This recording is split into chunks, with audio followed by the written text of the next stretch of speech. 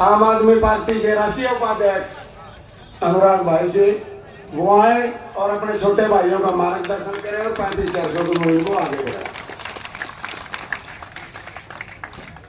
बहुत बहुत शुक्रिया आप सभी का। शुक्रिया इसलिए कि आजकल कोई अपनी मांग के लिए खड़ा भी नहीं होता।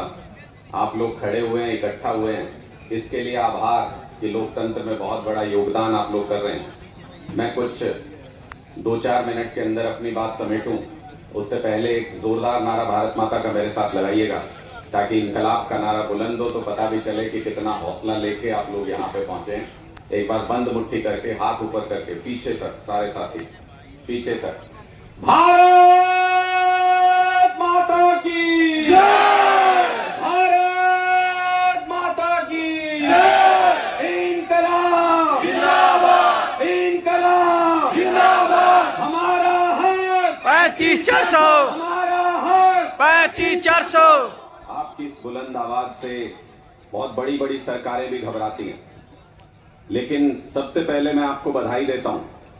बहुत कम ऐसा होता है कि कोई आंदोलन टूट जाए, खत्म हो जाए एक बार, उसको दोबारा से वापस से पिरो लेना बहुत मुश्किल होता है। इसके लिए जो भी आपकी वर्किंग कमेटी नई बनी है या बन रही है, या जो भी साथी संगठित हुए हैं, मैं उन सबको बहुत बहुत आभार भी व्यक्त करता हूं और मैं उन सबको बहुत बधाई देता हूं कि आप सबको दोबारा से सुर में पिरो पाए।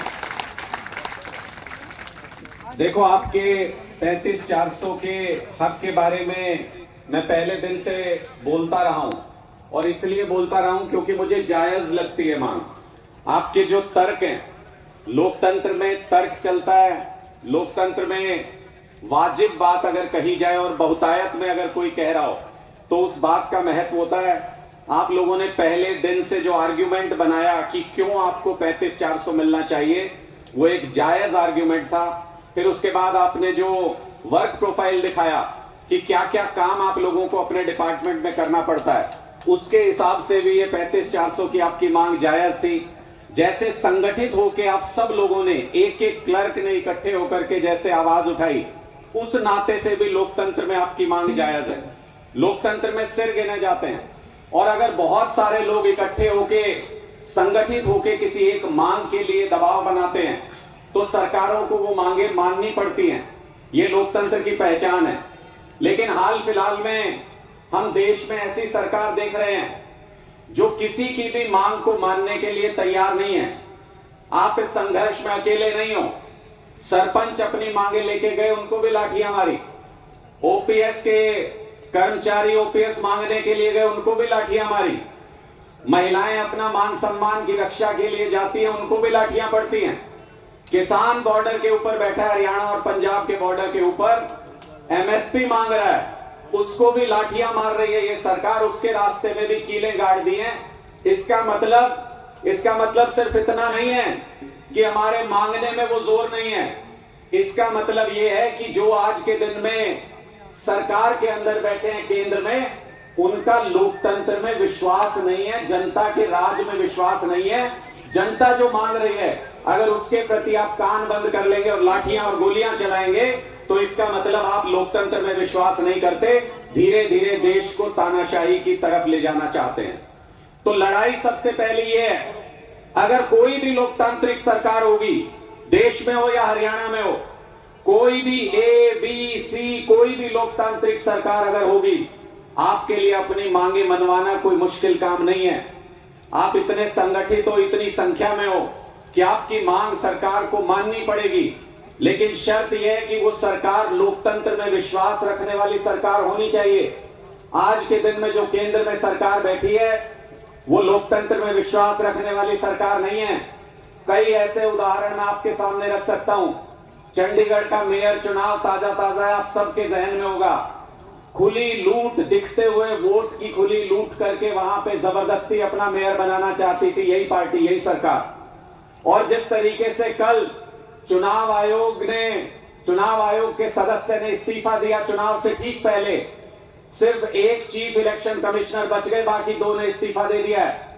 इसका मतलब सरकार सारी चीजों को काबू करके, सुप्रीम कोर्ट भी, चुनाव आयोग भी, सारी संस्थाओं को काबू करके देश में तानाशाही लाना चाहती है। तानाशाही देश में आ जाएगी। कोई मर्जी सड़क पे खड़ा होकर चिल्लाता रहे, उसकी बात को कोई नहीं सुनेगा। जैसे अंग्रेजों ने 300 साल तक हमारी कोई बात नहीं सुनी थी। जब हमने लड़ भिड़ के संघर्ष करके आजादी पाई, तब हमारी सरकारों ने हमारी बातें सुनना शुरू किया।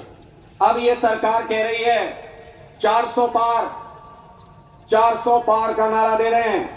चाहे इनसे 400 आदमी इकट्ठे नहीं होते आजकल इनकी सभाओं में, वो अलग बात है, पर ये कह रहे हैं 400 पार। इसका मतलब लोगों के बीच में गए नहीं, कैंडिडेट अनाउंस किए नहीं, पहले से कह रहे हैं 400 पार।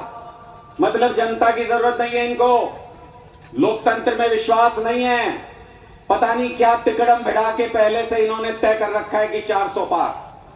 तो अगर ये लड़ाई आपको अपनी लड़नी है 35-400 की, ज्यादा समय नहीं है इसमें, इसलिए मैं आपसे आज ये निवेदन करने के लिए आपके बीच में आया हूं। अगर ये 35-400 की लड़ाई आप चाहते हो, जायज तरीके से लड़ सको, आपको उठा के जेलों में नहीं डाला जाए, नौकरी से नहीं निकाला जाए, लोकतांत्रिक तरीके से अपनी बात को कह सको, तो फिर अगला चुनाव जो लोकसभा का आ रहा है, उसमें आपको उस चुनाव के अंदर अपनी ताकत दिखानी पड़ेगी। आपके मन में किसी तरीके का कोई कंफ्यूजन ना हो, किसी तरीके का कोई संदेह ना हो, कोई इधर उधर बटे ना आपका वोट। इसलिए हमने लोकतंत्र के खिलाफ है जो आपको जायज तरीके से, लोकतांत्रिक तरीके से प्रदर्शन करके अपना अधिकार नहीं मांगने देते, और दूसरी तरफ आपके पास कोई भी और सरकार, कोई भी और ऑप्शन है, इंडिया गठबंधन उसका नाम हमने रखा है। इसलिए मैं आज आपसे ये कहने के लिए आया हूं कि अगर आप कामयाबी चाहते हैं अपने इस आंदोलन की, पहला कदम ये उठाओ कि एक भी वोट, 2 ढेरी है इस बार, एक भी वोट लोकतंत्र विरोधी इस केंद्र की सरकार के पक्ष में इस बार नहीं जाना चाहिए। और भी साथी आपके पहुंच रहे हैं, मुझे पता है आज आपका सोनीपत और झज्जर के साथी, मुझे बताया गया है कि टीमें यहां पे पहुंच गई हैं, इनका भी बहुत बहुत स्वागत है। मुझे पता है कि आप लोगों का संख्या बल, आप लोगों की एकता बहुत मजबूत है, और शाम होते होते ये पूरा ग्राउंड भर देंगे आप, मुझे इस बात में कोई संदेह नहीं है। लेकिन आज मेरी थोड़ी सी मजबूरी थी, जब तक मेरे पास निमंत्रण लेकर के आपके साथी आए इस कार्यक्रम का, उससे पहले कुरुक्षेत्र में अरविंद केजरीवाल जी और भगवंत मान जी का कार्यक्रम तय हो चुका था। 1 बजे का समय वहां पे है, मुझे वहां पे पहुंचना था। इसलिए मैंने ये कहा कि मैं अपनी बात आपके समक्ष, जितने भी साथी होंगे मैं रख जाऊंगा। जो भी बात मैंने कही है, मैं आपका आभारी होऊंगा अगर आपके बाकी साथी यहाँ पे पहुंचे, आप उनके साथ ये बात साझा कर सकें, ये विचार साझा कर सकें कि इस लड़ाई को अगर अगले दौर में ले जाना है, तो फिर हमको सबसे पहली लड़ाई जो आने वाला चुनाव है, लोकतंत्र में कोई भी लड़ाई सिर्फ वोट के जरिए ही लड़ी जा सकती है। अगर सरकार को ये लगेगा कि आपके अंदर हराने और जिताने की ताकत है, तो सरकार अपने आप घुटनों पे आएगी, आपके पास मांग आपकी लेकर के आएंगे कि ये मांग हम पूरी करना चाहते हैं। इसलिए सारे साथी, अपना परिवार, आप लोग हजारों की संख्या में हो और आप लोग हरियाणा के अंदर लाखों वोट प्रभावित कर सकते हो।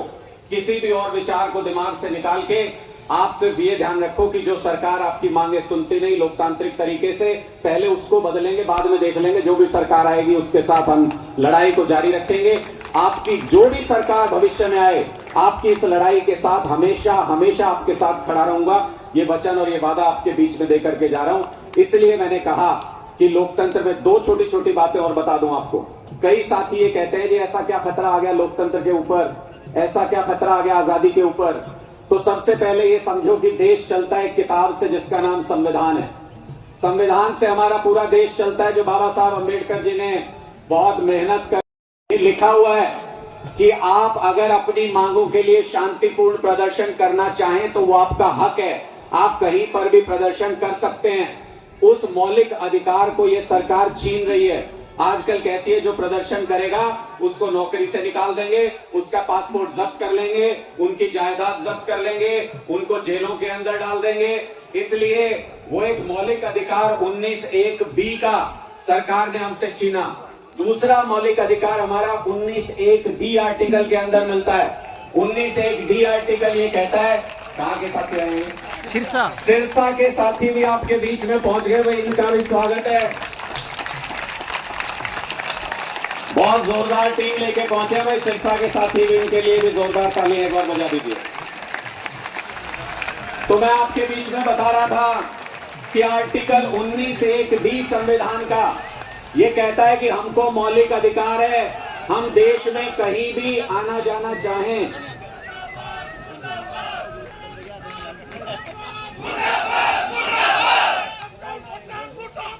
मुर्दाबाद मुर्दाबाद। लेकिन एक नारा मैं स्टेज से ही लगवा देता हूं, जोरदार तरीके से नारा लगा दो।